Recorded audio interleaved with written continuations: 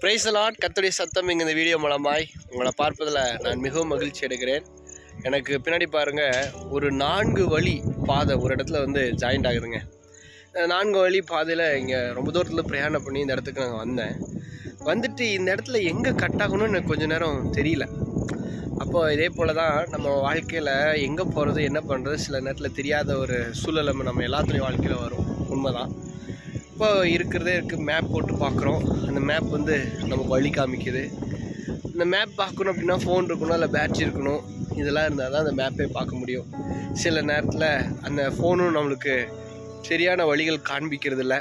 ஆனால் ஆண்டுடைய வசனம் சொல்லுகிறது, சங்கீதம் 32ஆம் சங்கீதம் 8ஆம் வசனம் இப்படியே சொல்லுகிறது, நான் உனக்கு போதித்து நீ நடக்க வேண்டிய பாதைகளை உனக்கு காண்பிக்கிறேன்னு சொல்லி. என்பது தெய்வ பிள்ளைகளே, நீங்கள் எவ்வளோ பெரிய நெருக்கமான அல்லது பாதை அறியாத தெரியாத சூழலும் நீங்கள் போய் கொண்டிருந்தாலும் ஆண்டவரை நோக்கி நீங்கள் கேட்கும் பொழுது, ஜெபிக்கும் போது நீங்கள் போக வேண்டிய பாதைகளை, நீங்கள் போக வேண்டிய வழிகளை அவர் காண்பித்து நேர்த்தியான வழிகளை உங்களை நடத்த அவர் போதுமானவராக இருக்கிறார். பாதை இல்லாத வழிகளிலும் அவர் பாதை காட்ட அவர் போதுமானவராக இருக்கிறார். God bless you. Have a nice day. கர்த்தர் உங்களை ஆசீர்வதிப்பார்.